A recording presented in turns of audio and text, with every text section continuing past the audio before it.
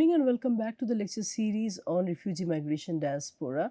We are discussing our module on historicizing South Asian migrations through case studies of select literary texts by authors from South Asia. So, the text that we are going to discuss today is Amitabh Ghosh's The Glass Palace, which came out in 2000, year 2000. So, Glass Palace was published in the year 2000 and it is one of Amitabh Ghosh's most acclaimed works. It is a historical novel which spans over a century and traverses multiple countries, including Myanmar, previously known as Burma, India, and Malaysia.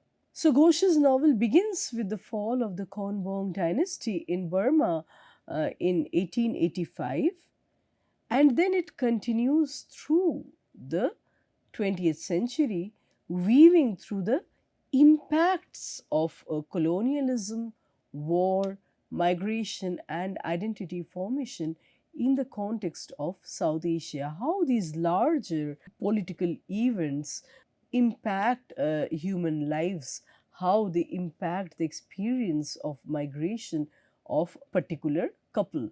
So the story centers on protagonist called Rajkumar Raja, who is an orphan of Indian descent living in Burma, who rises from poverty to become a wealthy teak merchant, right? His life intersects with this woman named Dolly, who is a Burmese maid. And so the story plot revolves around this couple and their descendants, even as they navigate the changes brought about by larger historical events such as British colonialism, war, and migration. So, World War II plays a very crucial role in defining the experiences of Rajkumar and Dolly as well as their descendants. And we also see these lives, evolving against the backdrop of post colonial independence movements. The novel's narrative spans four generations and multiple continents, portraying how historical forces shape the lives of ordinary individuals such as Rajkumar and Dolly in the case of this novel, and how these factors actually define their personal experiences of migration, displacement, and a search for identity. So, migration is at the heart of this novel, The Glass Palace, not only as a physical movement but also as a metaphor for the fluidity of identity in a world that is shaped by colonialism and war. So, migration is not only in the sense of violence or tension, but Ghosh also explores the symbolic meaning of migration, which is the fluidity of identity, how identity is not something constant, just like culture, identity can also be something that acquires new elements depending on one's immediate experiences, depending on so many contingent factors actually. So, depending on the culture of the host land, for example, and the ongoing historical events. So, identity, like I said, is not something constant, just like culture. It acquires new things, it is cumulative in nature, and it enables a person to grow, to evolve, and through interaction with one's immediate space. It could be the host society, right? So identity becomes fluid when it is shaped by a world fraught by colonialism and war. The displacement of characters during the fall of the Burmese kingdom and the Japanese occupation further underlines the broader theme of diaspora and exile. So, the Glass Palace highlights how major historical events such as World War II and the independence movements shape the personal lives of Ghosh's characters. The war disrupts families, drives people from their homes, and forces characters to confront their loyalty to empire and nation.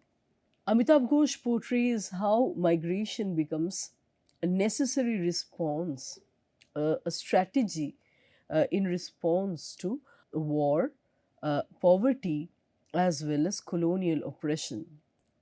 For the characters portrayed in The Glass Palace, migration offers escape and opportunity.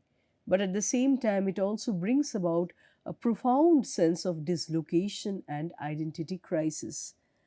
Rajkumar, who is the novel's protagonist, begins his life as an 11-year-old orphan without a guardian in India and then migrates to Burma in search of economic opportunities. His eventual success as a teak merchant is a direct consequence of his ability to migrate and adapt to new environments. So, migration is not always akin to fall of one's lifestyle or a breakaway from normalcy. It could also be breaking, it could also suggest breaking new grounds, opening up new possibilities, and exploring new opportunities. As the novel progresses, several other characters are forced to migrate owing to the political upheaval and war, particularly during the Japanese invasion of Burma in 1942.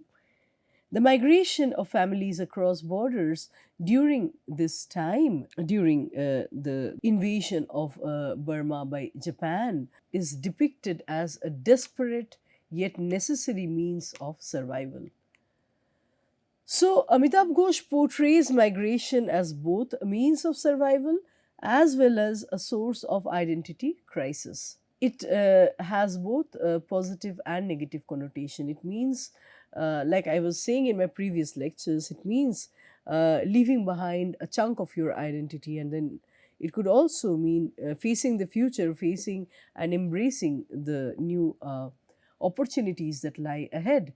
So, while migration allows characters to escape immediate dangers such as poverty, war, persecution, it forces these same characters to confront questions of belonging in foreign lands.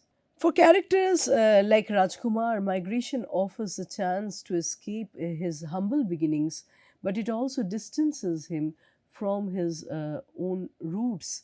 And there is this fractured sense of self that Rajkumar is carrying throughout the plot line that never leaves him, that that sense of unbelonging, that fractured sense of self kind of never leaves him.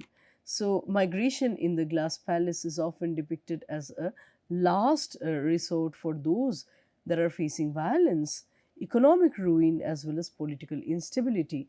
This reflects the real world migrations that were actually taking place in the wake of British colonialism uh, during the wars of the 20th century. For the Burmese royal family, migration represents a loss of power and status as the entire family is exiled to India after the fall of the Konbong dynasty.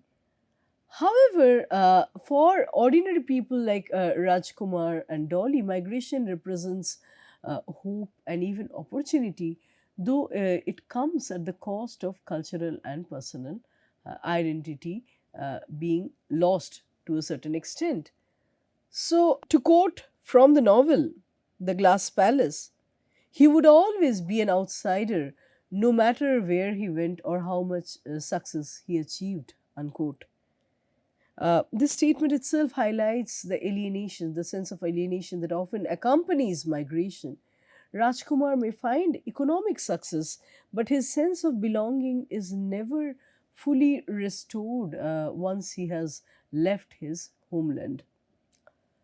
So, economically, he might prosper a lot in new land, but the sense of identity, the sense of alienation that he feels at every moment can never go away. The sense of belonging can never be fully restored. So, while migration offers safety, it also leads to a crisis of identity for so many of these characters. For Rajkumar, migration means that he's constantly living the existence of an outsider who is unable to fully belong to either his native India or his adopted home in Burma. So, migrant is always neither here nor there fully, right? The restoration of original culture can never happen. There is a kind of hybridity within which a migrant has to settle for a new existence. It's kind of a surrogate experience of culture, homeland culture. It's a surrogate experience of one's native culture that one can kind of reproduce in the new land, but it will never be the authentic experience of one's homeland's culture. Similarly, we see that Dolly, who is a Burmese maid who migrates to India, experiences profound feelings of displacement. Her migration, which is also tied to love and family, leads her to question her sense of self as her ethnic and cultural identity are challenged by life in a foreign land. So they had no homeland. The land they lived in was no longer theirs. Unquote. So, this statement underscores the loss of identity that often accompanies migration. For many of the novel's characters, leaving their homeland means abandoning not only their place of birth but also everything that comes as a package, as a baggage along with this place of birth, their sense of belonging, their cultural heritage, a lot of values that they have inculcated down the time. One decision to migrate, kind of annals all these accumulated experiences over the years. So, migration in the Glass Palace is also tied to colonialism. This is something I have stated right from the beginning of today's lecture. The novel depicts how the British Empire created economic crisis as well as economic opportunities for a section of Indian population through forced migration, such as the indentured laborers that were brought to Burma from India. Amitabh Ghosh portrays the complex relationship between colonialism and migration, showing how the structures of the British Empire forced people to move, often against their will. So, certain constraints, immediate constraints in life force these people to move in search of work or a safer place, right?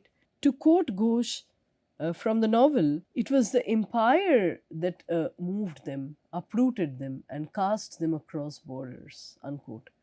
This quote captures the way in which colonialism was a driving force, how it acted as a propellant behind the migrations of the time, how the migrants during that time would be kind of, in a way, they would be deconstructed and reconstructed by the colonial apparatus, creating displacement and disrupting existing communities.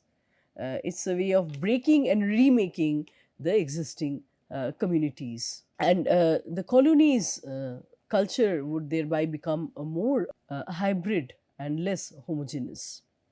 While migration in the novel is often shown as forced, it also serves as a means for characters to reclaim their agency over their own lives. For example, Rajkumar uses migration to escape his impoverished background. For people like Rajkumar, migration does not mean a fall because he has nothing to lose. He has no assets to leave behind in India. It's just an identity that is shaken. And later he rises to wealth as a timber merchant. So he finds a new, better life in the newly migrated land.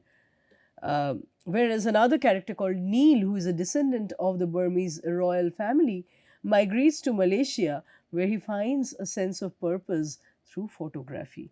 So, all these different characters are seeking their own futures, they are aspiring for their own futures through migration. Someone wants to seek the future as a merchant, another person wants to become a photographer, and hence he migrates to Malaysia, and so forth.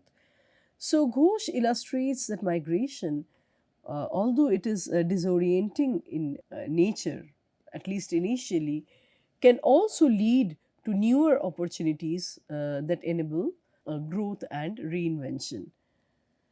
So, to quote from The Glass Palace, in migration they found not just survival but new possibilities. Unquote. Now, coming to the question of exile and displacement in The Glass Palace, exile becomes a recurring theme in Amitav Ghosh's novel The Glass Palace, representing both physical displacement from one's homeland as well as the emotional and cultural alienation that comes along with it.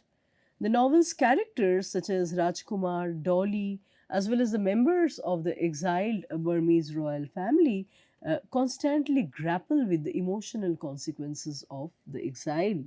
Uh, like I was explaining in my previous slide, for ordinary people, migration could be something very positive because, people from impoverished backgrounds don't have much to lose.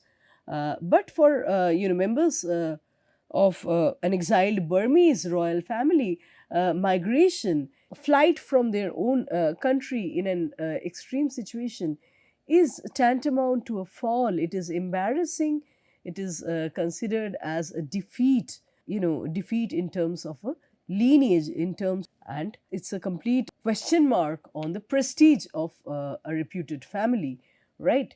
So the experience of exile also has its own class and economic dimensions. We should keep that in mind. It's not the same for people across different sections of class, across the spectrum of class.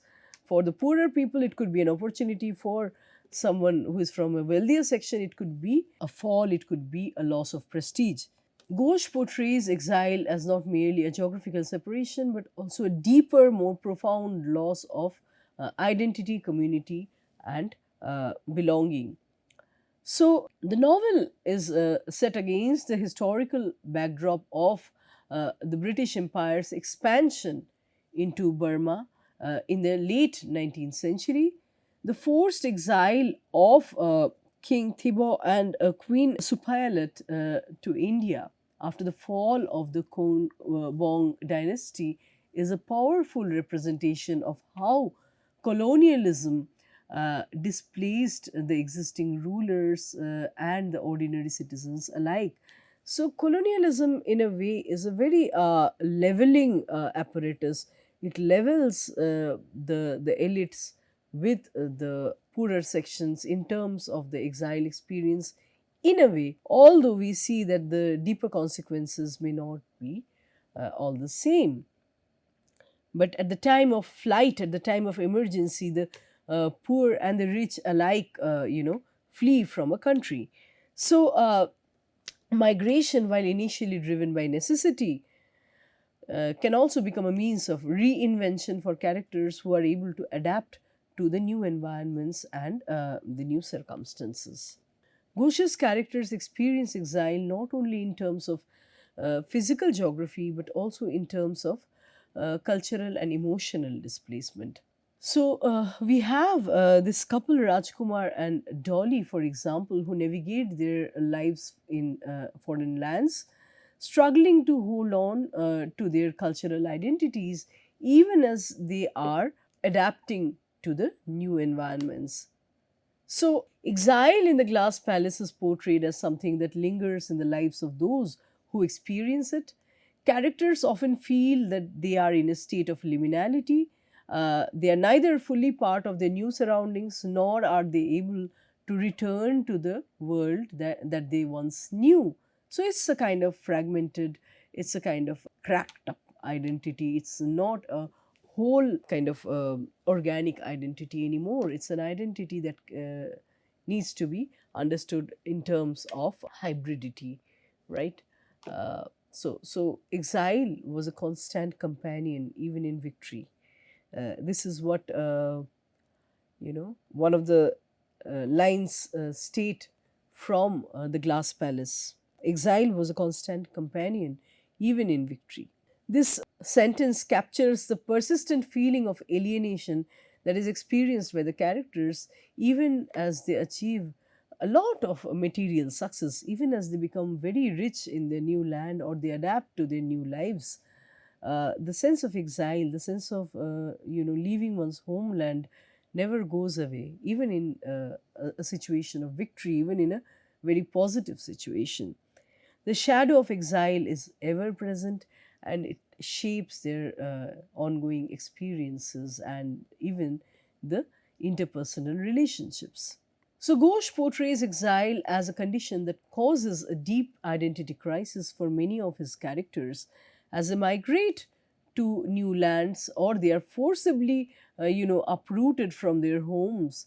They must have to come into grips with their cultural identity, their personal history, as well as their relationship to their homeland.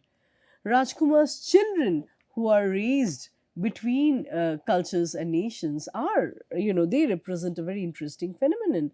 They experience their own form of exile because the second generation in a new land, they cannot be very sure where they belong in the world. Even as a second generation in Burma, Rajkumar's children can never be sure where they belong in the world. The sense of unbelonging kind of lingers down the generation. So Ghosh uses each of their stories, their own understandings of this life to explore the multi generational impact of exile and displacement. To quote from the novel, they were children of the empire, neither fully Indian nor Burmese, exiled from the history of both nations. Unquote. So, this is the doing of the colonial apparatus, where in the face of emergency, ordinary people like Rajkumar and Dolly have very few choices actually. If they have to quit their homes and leave, then they have to leave. They don't get to, have an autonomy or an agential position regarding whether they like the decision or not. It further portrays the confusion and alienation that is felt by the younger generation who are born into a world that is shaped by their parents' experiences of exile. In the Glass Palace, exile is often depicted as a liminal state, a place between two worlds where characters are neither fully part of their new society nor are they readily able to return to the one they left behind. This in between state creates a sense of rootlessness and uncertainty for them. So, Amitabh Ghosh uses King Thibaut's case of his exile in order to illustrate this idea. As a king is shown as trapped in a foreign land, living out his days in a state of limbo, unable to return to Burma or even reclaim his throne. So, to quote again from the novel, exile was not a destination, it was a state of being, one that followed them wherever they went. Unquote. It underscores the idea that exile is not simply a temporary condition, but kind of something that becomes intrinsic, a permanent part of a person's life and one's existence, affecting one's emotional and psychological states long after they have left their homeland. Ghosh portrays exile as a constant companion, an experience or a state that follows his characters throughout their lives, shaping their identity, their destiny, their belonging in a world that is marked by colonialism, war, and migration. The author illustrates that migration is disorienting to begin with, but can also lead to new opportunities for growth and reinvention. So, while migration in the novel is often shown as forced, it also serves as a means for characters to reclaim agency over their own lives. Further, we see that in situations of war, migration, and displacement, women and children are often the most vulnerable sections of any society who are prone to, who are exposed to violence, exploitation, and hardship. They face unique challenges due to their social status, gender roles, and physical vulnerability. So, even in a normal circumstance, in a normal society which is heteronormative and heteropatriarchal in nature, women, children, disabled people, they belong, you know, to the margins of the mainstream discussions or the mainstream discourse. They are, treated as, dependents of a paternalistic authoritarian structure. So the nation state acts as a paternal figure, tending to protect and secure the women and the children. In normal times itself, women and children are seen in a way as secondary subjects in their own land. So one could imagine what happens when the situations worsen. They become the worst of the victims, because although they never start the war, women and children are never responsible for any war, any political turmoil. They face the brunt, the worst effect of these social upheavals, these politically disturbed situations. So, in The Glass Palace, Amitabh Ghosh portrays the struggles of refugee women and children, particularly through the character of Dolly and other female characters who face displacement as a result of war. Ghosh's portrayal of Dolly, who moves from Burma to India during a period of political upheaval, reflects the vulnerability of the refugee women who have to adapt to new environments while also coping with, loss and trauma. It's not the woman's loss and trauma is not only, social in nature. It is sometimes very deeply gendered in terms of what they undergo. It is something very particular to their gender. It could be some kind of sexual assault that only women suffer during war. So, Dolly's journey highlights the emotional toll of displacement, especially for women who must navigate new family dynamics and societal expectations. As a central character in The Glass Palace, Dolly is displaced first by the fall of the Burmese monarchy and later by the Japanese invasion of Burma. Her experiences underscore the emotional and psychological struggles of women who are uprooted by war. Dolly's life in India represents the challenges that refugee women face, who are often caught between their cultural identity and the need to adapt to new circumstances. As a young woman, Dolly finds herself in a vulnerable situation, and she has to rely on her partner Rajkumar for support, and uh, she has to constantly grapple with the loss of her homeland, family, and social status. In many refugee contexts, women and young girls are at high risk of sexual exploitation, human trafficking, and domestic violence. Displacement further weakens traditional family structures and social networks, leaving women without necessary protections that they might have enjoyed back in their home communities. So, Ghosh here in The Glass Palace does not explicitly depict sexual violence as far as Dolly is concerned, but he does focus on the power imbalances that women like Dolly face. This is because Dolly's marriage to Rajkumar is based on his economic power, and her reliance on him as a protector reflects the limited choices that are available to a displaced woman. Rather than really love him, she depends on Rajkumar in a situation where there are not many choices.